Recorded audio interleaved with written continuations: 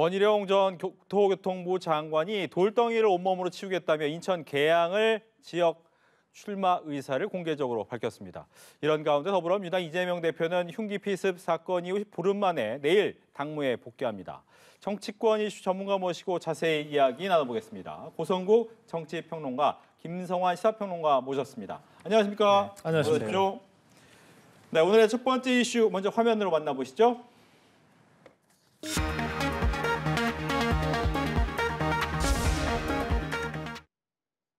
네, 인천 계양의 빅매치라고 잡아봤는데 오늘 국민의힘이 인천시당 신년 인사회가 있었습니다. 한동훈 위원장하고 함께 간 사람이 바로 원희룡 전 장관이었는데 돌덩이를 치우겠다라고 하면서 출마 의지를 표시했어요. 돌덩이가 누군지는 말은 하진 않았습니다만 어떻게 들으셨습니까? 네, 이 원희룡 전 장관의 발언은 돌덩이 하나가 자기만 살려고 대한민국을 가로막고 있다. 그 돌덩이를 내가 치우겠다. 이렇게 돼 있습니다. 계양을의 이른바 빅매치가 성사될 것 같습니다. 네. 그런데 이제 이 원희룡 장관이 그 지난 대선 때도 그 대장동 일타 강사로 국민들한테 알려졌잖아요. 그렇죠. 그러니까 이재명 대표가 그동안 성남시장도 2번 하고 경기지사도 1번 하고 또 대통령 선거에도 나가고 또 지금 국회의원이고 여러 선거를 치렀어요. 제가 세워보니까 6번에서 4번 이겼더라고요. 그런데 아마도 지금까지 상대했던 어떤 후보보다도 좀 힘들고 버거운 후보를 이번에 만나게 되지 않을까. 그런 생각입니다. 그것은 원희룡 전 장관이 갖고 있는 이력이 그래요. 원희룡 전 장관이 국회의원 3번하고 제주지사 2번을 했는데 그렇죠. 이 5번의 선거에서 전부 이겼어요. 그리고 그 지역이 쉬운 지역이 아니었어요. 또 특히 이 제주지사 선거는 굉장히 불리하다. 이게 역전이 어려울 거라고 했던 선거도 역전시켰거든요. 네. 그래서 계양을 지역이 전통적으로 더불어민주당 후보들이 계속 당선되어 왔던 원희룡 장관 입장에서는 쉽지 않은 지역을 도전하는 것이지만 그러나 제가 보기에는 그야말로 반집승부, 눈 터지는 개가 바둑이라는 말이 바둑에 있는데 그야말로 아주 치열한 혼전으로 이번 선거가 치러질 것 같고요. 이재명 대표 입장에서는 정치 인생 최대의 어떤 승부처를 맞닥뜨리게 됐다. 저는 그렇게 말씀드리고 싶습니다. 예. 근데 인천 같은 경우에 지금 예비 후보로는 돼 있는데 이재명 대표가 막상 나온다 얘기는 안 했단 말이죠, 아직. 네. 빅매치는 성립할 것 같다라고 하셨는데 어떻게 보십니까? 현재로서는 뭐 불출마할 가능성은 그렇게 높지 않다고 생각하는데요. 그러니까 뭐 얘기를 안 했으면 계양을에 출마를 하는 거겠죠. 근데 뭐 원희룡 전 장관이 돌덩이를 치우겠다고 얘기하는데 울산 바위도 있잖아요. 아무리 흔들어도 떨어지지 않는 바위도 있는 법이거든요. 네. 그렇게 쉬운 승부는 아닐 것이다 이렇게 생각하고요. 근데 원 장관의 경우에 사실은 그동안에 이재명 대표하고 각을 세워왔던 것도 사실이고 또 차기 이제 대권 주자로 발돋움하기 위해서 이재명 대표하고 좀 맞상대를 해야 될 필요도 있을 거예요, 정치적으로. 근데 그런 건 맞지만 그 대장동 일타 강사를 할 때까지만 해도 뭐 윤석열 대통령, 윤석열 정부 출범하는데 일정하게 기여를 하기도 했고 또 이재명 대표하고 각을 세우기도 했지만 국토부 장관 하면서 서울 양평 고속도로 뚫는 문제 이거와 관련해서는 좀 지나치게 오버했던 거 아니냐 이런 지적도 있고요.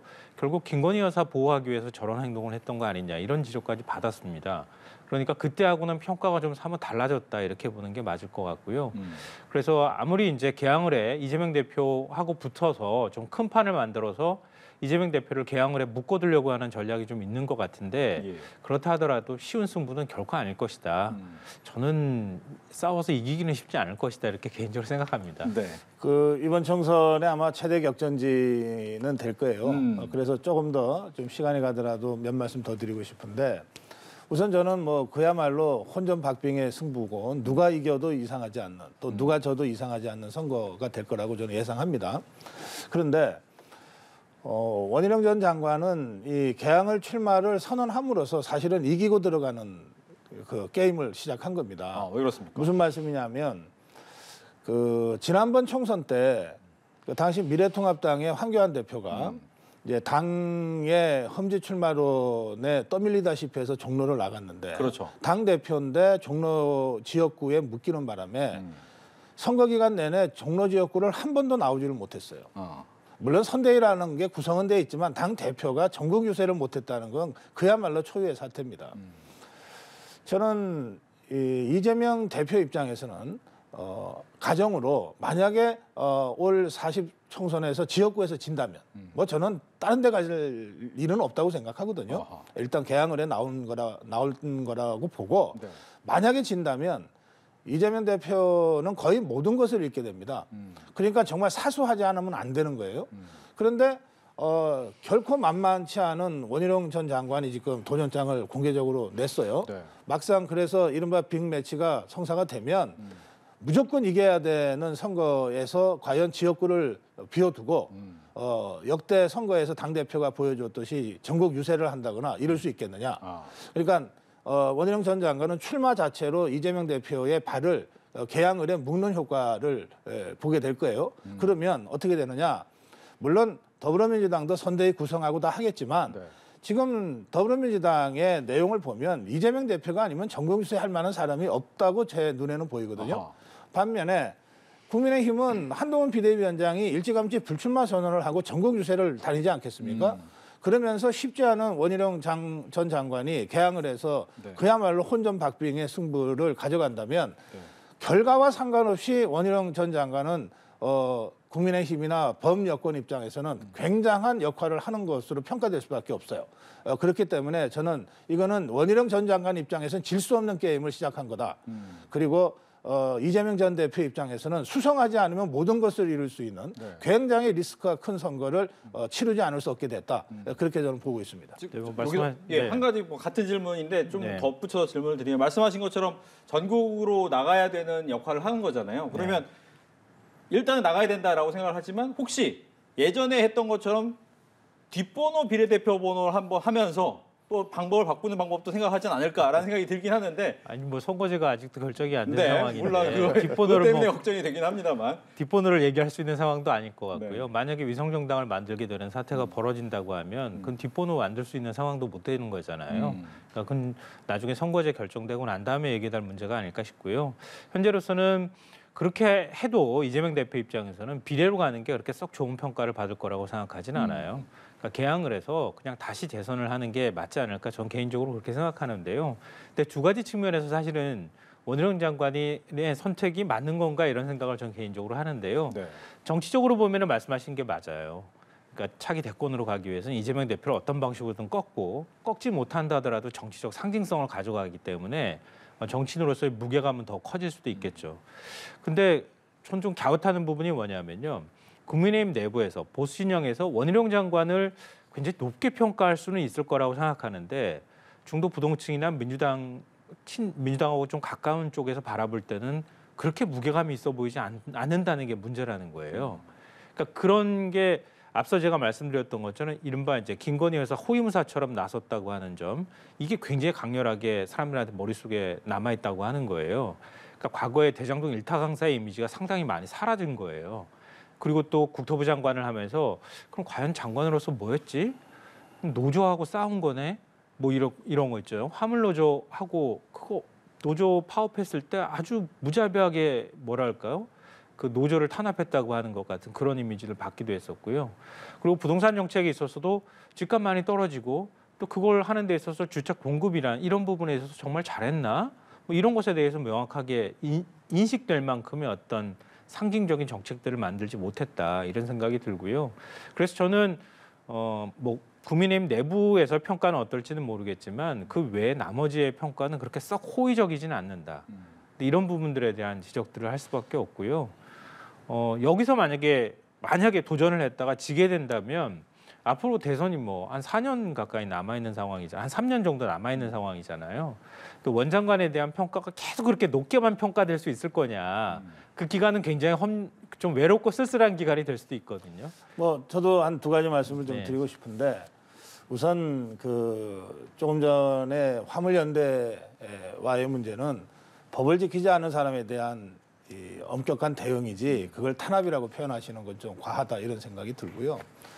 그다음에 이른바 그 많은 언론들이 건폭이라고 보도했어요. 건설 현장에 있어서 조폭 같은 행태를 보인 그 기득권 노조들의 잘못된 이 탈법 위법 행위들 이 건폭과의 이 전쟁을 통해서 건설 현장의 질서를 바로잡는데 굉장히 중요한 역할을 했습니다. 이게 어쩌다가 생긴 일도 아니고 하루아침에 생긴 일도 아니잖아요. 수십 년간 내려왔던 적폐입니다.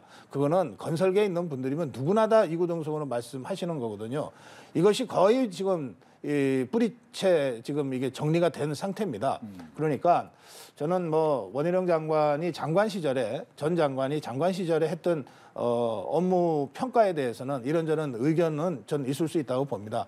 저는 그런 점에서 누구도 하지 못했던 일을 1년 반의 장관 기간 동안에 해냈다는 점에서 역량을 평가받을 수 있다고 보는 것이고요. 그리고 또 한 가지는 국민의힘의 여러 정치인들 중에서 모르겠어요. 국민의힘 내부 또는 그 범여권 내부의 평가니까 야당에서는 다르게 평가할 수 있지만 중도층에 대한 확장성이 가장 큰 정치인 중에 한 사람으로 원희룡 전 장관을 꼽습니다. 그것은 왜냐하면 원희룡 전 장관이 노동운동의 경험을 갖고 있고 학생운동의 경험을 갖고 있고 또 줄곧 이 여권 안에서도 늘 비주류로 쓴소리를 해왔고 또 당에서 어려울 때 혁신위 위원장을 맡아서 당 혁신을 위해서 노력했던 소장파거든요. 그리고 또 아고라 다음에 아고라라든지 하는 여러 커뮤니티에 사실은 한 20년 전에 다음에 아고라는 특별히 뭐 보수다 진보다 할 것 없이 그 얼리 어답터들이 다 그 SNS 공간에서 토론을 시작했던 것 아닙니까? 거기에서부터 쭉 그 해온 그 SNS 정치의 그 역사가 있어요.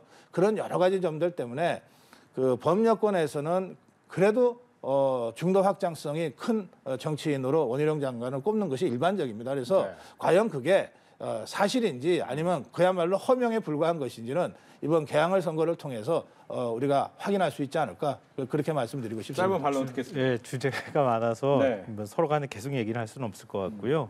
건폭이라는 용어는 윤석열 대통령이 만들어낸 용어고요. 그 이전까지는 사실은 없었던 용어입니다. 그리고 화물연대 파업은요. 지금 이렇게 눌러놓는다고 해서 문제가 해결될 건 아닌 것 같고요. 화물연대 소속 화물차 운전기사들이 사실 굉장히 열악한 환경에 놓여 있다는 하는 거는 정부 통계로도 확인되는 거예요.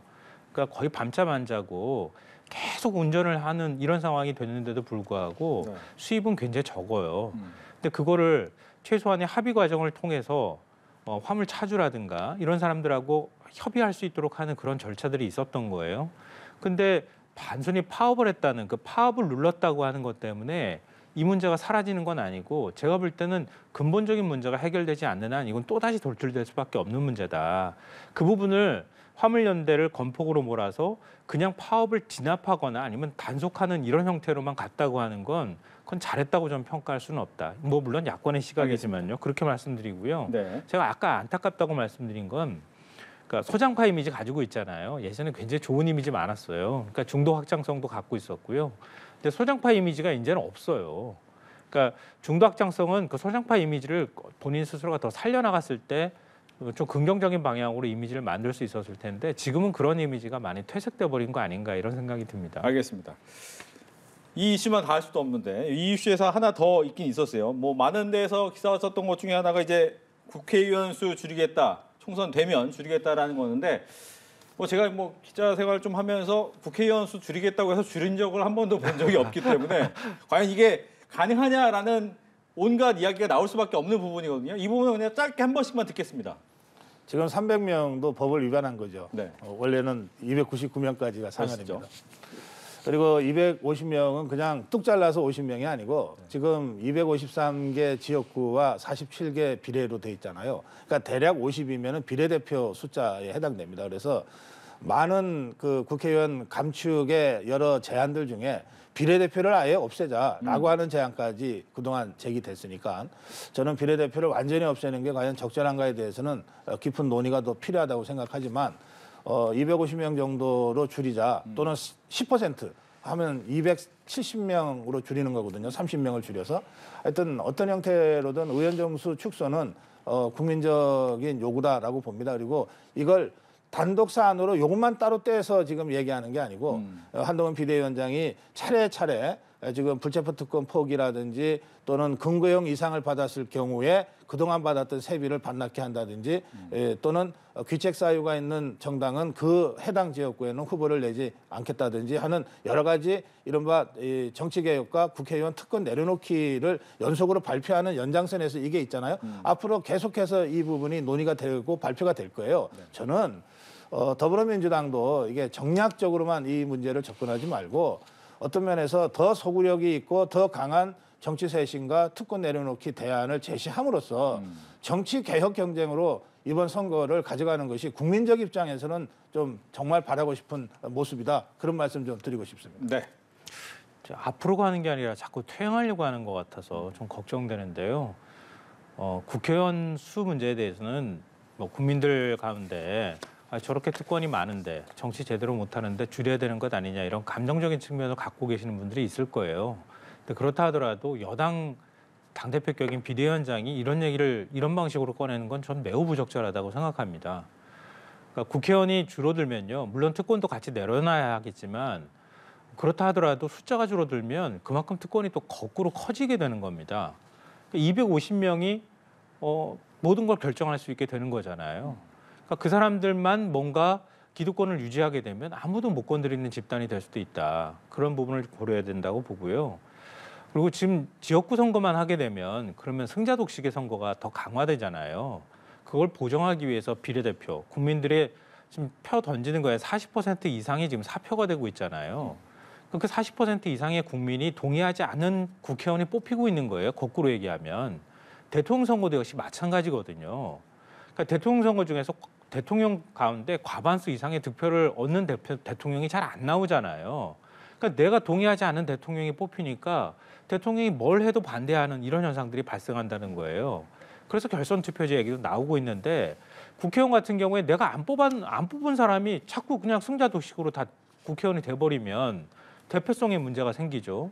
그다음에 사람들 간에 갈등의 소지는 점점 커지잖아요. 우리 사회가 감수해야 될 갈등의 어떤 그 크기가 더 커지게 되는 거예요. 지금도 갈등이 큰 사회에서 더 갈등을 키우겠다는 얘기인지 도무지 좀 이해할 수가 없습니다.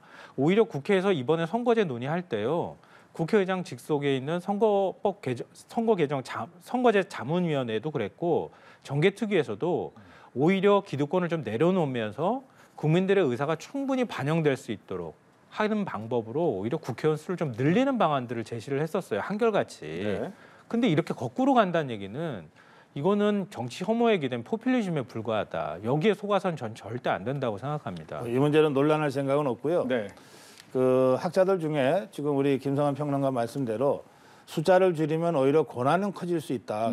이런 이제 문제를 지적하는 분들이 계신데 이때 커지는 건 고난이지 특혜가 아닙니다. 지금 국민의힘에서 얘기하는 것은 특혜를 내려놓자는 거잖아요. 고난이 커지고는 차원이 다른 문제 아닙니까?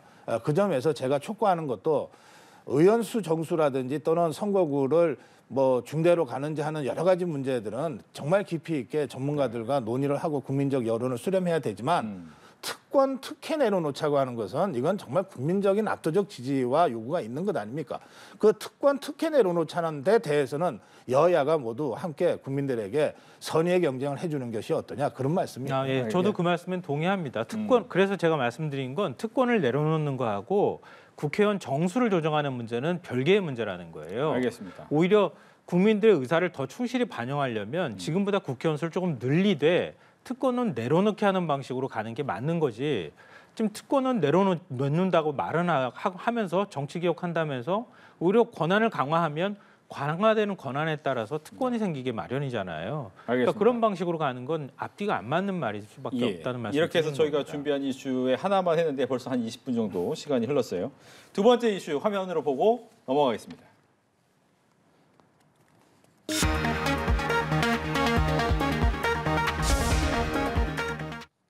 네, 두 번째 이슈는 이재명 대표가 내일 당무에 복귀하겠다라고 하는데 첫 메시지 어떤 내용이 나올까요? 뭐 복귀할 때마다 그렇고 병원에서 퇴원할 때마다 어떤 메시지가 나오느냐 이렇게 관심을 갖는 것 같은데요. 관심을 가질 수밖에 없지 않습니까? 예. 근데 뭐 통합에 대한 메시지가 또 나올 것이냐 여기에 대해서 제일 관심을 갖고 있는 것 같아요. 근데 메시지 물론 중요하죠. 중요한데요. 그러니까 일단은 조금 다급해진 상황인 것 같아요. 자, 어제 또 그 이재명 대표 건강 상태를 잘 알고 있는 그 사람을 만나서 얘기를 들었었는데 아주 그렇게 좋은 상태는 아니라고 합니다. 근데 그러면 조금 더 쉬었다 나오는 것도 방법이지 않겠느냐 이런 얘기를 나눴는데요. 그런데 이제 바로 나온다는 얘기가 나오거든요. 이 얘기는 뭐냐면 이재명 대표도 상당히 부담을 갖고 있다는 뜻일 거예요. 왜냐하면 윤석열 대통령 지금 막 그 민생 토론이라고 해가지고 일종의 열세 지역이라고 하는 수도권 지역 다니면서 여러 가지 공약처럼 뭐 선심성 정책이라고 지금 평가하고 있는 그런 것들 막 내놓고 있잖아요. 근데 그런데다 한동훈 비대위원장도 지금 전국을 다니고 있는 상황이란 말이에요. 그러니까 이재명 대표가 이런 부분에 대해서 대응할 수 있도록 좀 분위기를 만들 필요가 있는데 지금 너무 한 15일 정도 그 가려든 입원을 하고 있는 기간 동안에 공백기가 생긴 거잖아요. 그런 면에서 좀 움직이면서 민주당도 어떤 역할을 한다는 걸 보여줄 필요가 있을 것이다 이런 생각이 들고요. 또 하나는 뭐 많은 분들이 아시겠지만 당내에서 어찌됐든 분열 양상이 발생하고 있는 거잖아요.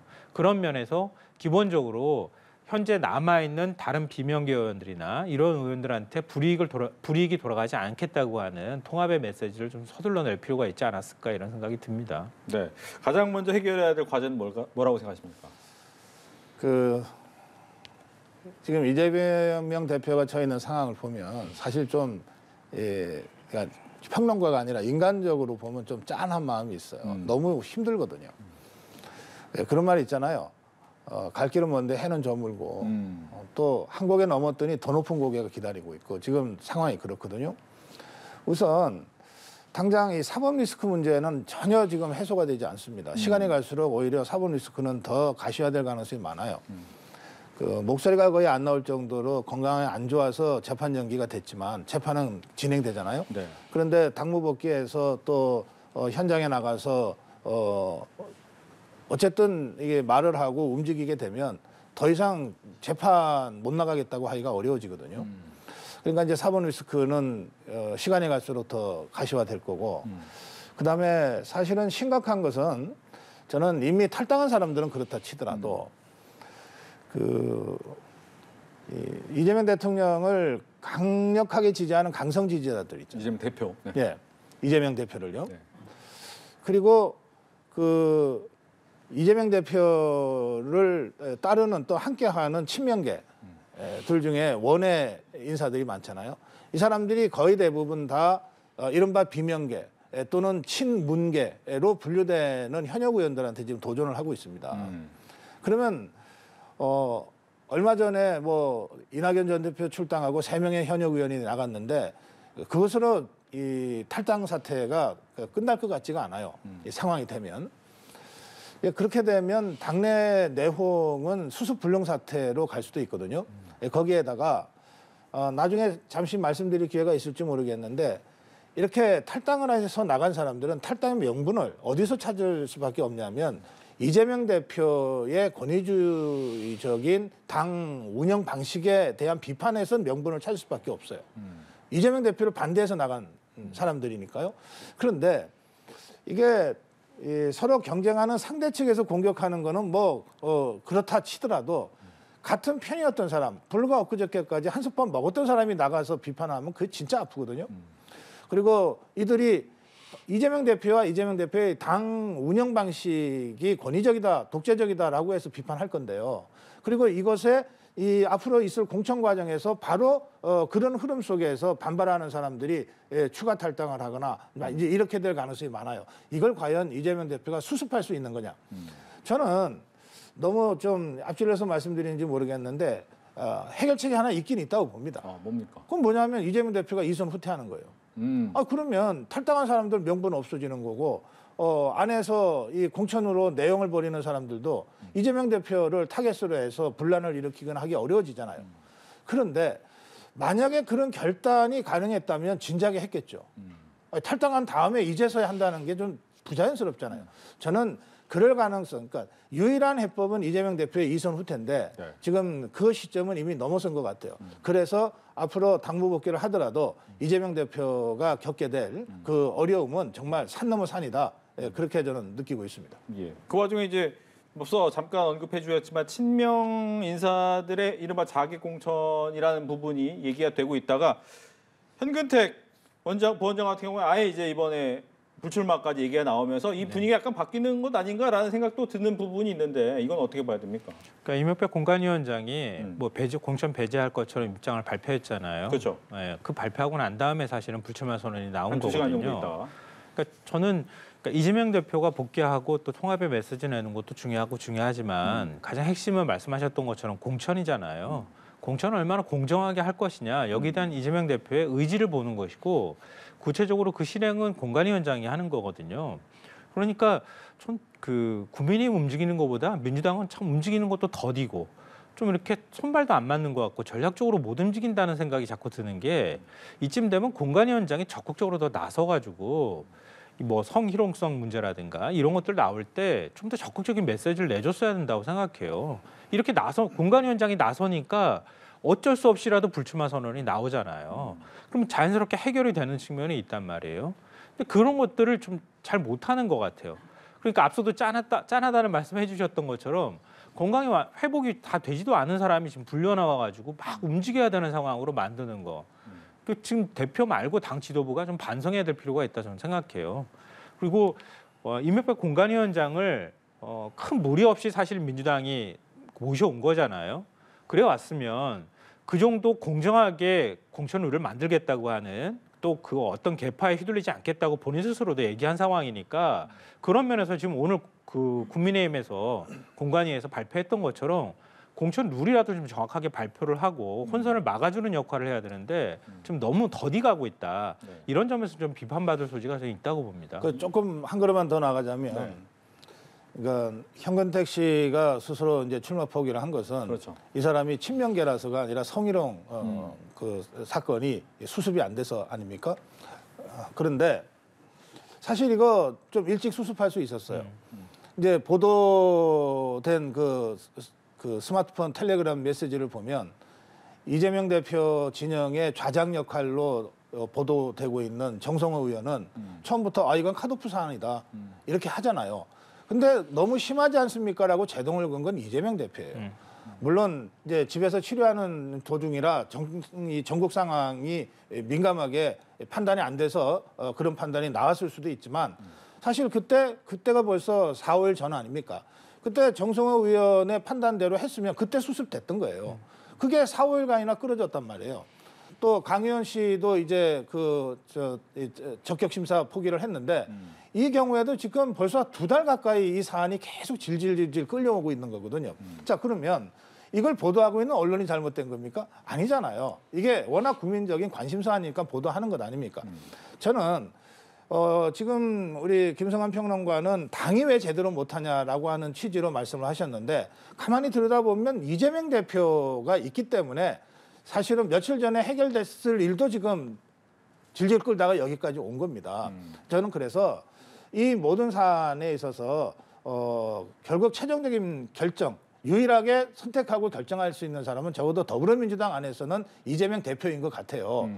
집단지도 체제라고는 하지만 이재명 대표인 것 같아요. 그러니까 이재명 대표가 이번에 현근택 씨 사안과 같은 식으로 이렇게 결정이 늦거나 또는 인정주의, 온정주의 때문에 좀 심한 거 아니야? 라고 제동을 걸거나 이렇게 될 가능성이 앞으로도 계속 있다는 겁니다. 그렇게 되면 당은 점점 힘든 상황으로 빠지게 될 겁니다. 네, 지금 말씀 이제 뼈아프게 들어야 된다고 생각하고요. 저도 뭐 그때 문자 메시지 공개됐을 때 좀 더 강력한 조치를 취했어야 한다 이런 말씀 드렸는데 앞으로 총선까지 가는 기간 동안에 한 3달 조금 안 되는 기간이잖아요. 이 기간 동안에 얼마나 많은 악재들이 나오겠습니까? 근데 그 악재는 아무리 막으려고 해도 못 막는 것들이 굉장히 많단 말이에요. 그럴 때 공관위원장이나 당대표, 특히 이제 앞으로는 이제 그 선대본에서 또 이 문제를 처리할 텐데 이럴 때 얼마나 단호하게 탁 잘라주느냐 이게 굉장히 중요하단 말이에요. 김종인 전 비대위원장이 잘했던 점이 바로 그런 점이라고 저는 생각하거든요.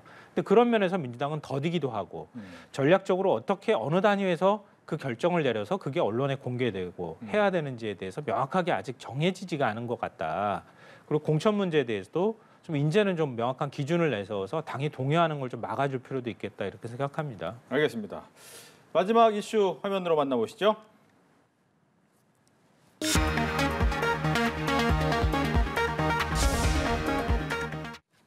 네, 다음 달 창당 얘기에 나온 이낙연 전 대표 얘기 저희가 또 준비된 내용이 많았는데 압축해서 한 번만 질문을 드려야 될 것 같아요. 뭐냐면 지금 뭐 제3지대 당들 계속 나오고 있어요. 그리고 다음 달 정도 어느 정도 이제 스케줄도 다 나오고 있는데 문제는 두 가지인 것 같아요. 설 전에 만들어서 뭔가를 보여줘야 되느냐 아니면 설 이후에 만들어야 되느냐에 대한 고민이 좀 있는 것 같은데 어떤 게 더 제3지대한테는 유리한 것인가 이 얘기를 좀 먼저 듣겠습니다. 네, 그런 걸 갖고 고민하는지 모르겠습니다. 네. 두 가지 이유인데요. 지금 창당이 안 된 상태에서는 정말 하루라도 빨리 하는 것이 무조건 맞습니다. 그렇죠. 안 할 거면 나가질 말았어야죠. 네. 두 번째는 설 민심 밥상에 올라가야 돼요. 그러려면 뭔가 최소한의 얼개는 만들어 놓고 밥상에 올려야 되지 않습니까? 그 점에서 설 전이냐 후냐라고 만약에 신당 추진 세력이 그걸 갖고서 고민을 하고 있다 그러면 이건 뭐 정말 제가 어이가 없습니다. 뭐 그러지 않을 거라고 제가 생각합니다. 예. 예를 들어 이런 상황입니다. 지금 테이크오프가 안 됐잖아요. 그렇죠. 이륙이 안 됐잖아요. 그런데 탄두가 좀 무거운 것 같아요. 뭐 이낙연 전 대표도 있고 뭐 그래서 그러면 무거운 탄두를 올리려면 하나의 발사체로 힘드니까 두 개, 세 개, 네 개를 이렇게 엮어서 합니다. 그렇죠. 그러면 이게 리스크가 더 커지는 게 뭐냐면 이 네 개의 로켓을 한꺼번에 해서 무거운 탄두를 쏘아 올린다고 할 때는 타이밍이 정확해야 되고 방향이 똑같아야 돼요. 그 중에 하나라도 약간이라도 이게 방향이 틀려지면 올라가다가 떨어집니다. 지금 이 조율을 지금 하고 있는 모양인데 이 조율이 잘 안 되는 것 아닙니까? 그렇다면 도대체 왜 탈당들을 했나? 라고 하는 의문, 아주 근원적인 의문을 다시 제기하지 않을 수 없죠. 그 점에서 저는 지금 제3지대 제3당 신당이라고 하는 것의 미래가 매우 좀 불투명하고 그리고 그렇게 낙관적인 전망을 하기가 좀 어렵다. 지금 그들의 상태를 봐서 그렇다고 말씀드리고 싶습니다. 네. 뭐 누구하고 협상할 때 협상 필요 없습니다. 그리고 가서 덜컥 안아버리면 쉽게 해결될 수 있는 건데 정치라는 건 그게 아니잖아요. 뒤에다가 협상할 수 있는 카드패를 쥐고 그렇죠. 지금 서로를 지금 염탐하고 있는 상황이거든요. 근데 상대편이 어느 정도 파괴력을 가질지 정말 그 정도 우리가 안아도 될 만한 사람인지 아닌지를 확신하지 못하는 상황이잖아요. 그런 데다가 말씀하셨던 것처럼 나하고 비슷한 생각을 가지고 있는지 아닌지도 아직까지 잘 모르는 상황이기 때문에 설 전까지 간다는 거는 뭐 한 20일 정도 남짓밖에 안 되기 때문에 남아있는 기간이 너무 시간이 촉박하다 이렇게 보이고요. 그 핵심에는 이낙연 전 대표가 일단 첫째 있는 것 같아요. 이낙연 전 대표가 어느 정도 세를 모을 수 있는지 아직 입증을 하지 못하고 있는 거거든요. 근데 그 정도 덩치를 키울 만한 우리 거를 좀 던지고라도 이낙연 전 대표랑 같이 갈 만큼 되는지 안 되는지에 대한 확신이 지금 없다. 그리고 그 반대편에 이준석 전 대표 입장에서는 더 제가 볼 때는 이낙연 전 대표랑 가는 게 이건 맞나? 여러 가지 계산을 해야 되는 상황인 것 같아요. 왜냐하면 일단 방향이 좀 다르거든요. 다른데 그걸 하나로 합치는 데 있어서는 훨씬 더 많은 계산과 판단이 필요한 상황이거든요. 그러니까 이낙연 전 대표는 텐트 크게 쳐가지고 일단 찬바람 맞더라도 안에 들어오자고 얘기하는데 이준석 전 대표는 집 짓자고 얘기하잖아요. 큰 집 져서 대선까지 가자고 얘기하는데 그럴 때 누구한테 유리할까 아직 판단이 제가 볼 때는 안 선 것 같아요. 저는 뭐 개인적으로 생각할 때 이준석 전 대표가 더 유리할 수도 있다고 봅니다. 혹시 그래서 세를 모으기 위해서 후속세가 지금 안 모이니까 모으기 위해서 양당이 지금 공관위가 가동이 됐으니까 곧 아마 이 공천 못 받을 사람들이 생길 거고 이 사람들이 나오면 좀 모아서라고 생각하기가 쉬운데 그건 그야말로 이삭 줍는 겁니다. 우리 국민들이 그런 식의 정치를 새로운 정치라고 그렇게 받아들여지지는 않을 거예요. 이준석 대표는 이삭 줍기 열심히 하겠다고 하던데. 알겠습니다. 이렇게 해서 정치권 이슈 두 분과 함께 이야기 나눠봤습니다. 오늘 얘기 잘 들었습니다. 고맙습니다. 고맙습니다.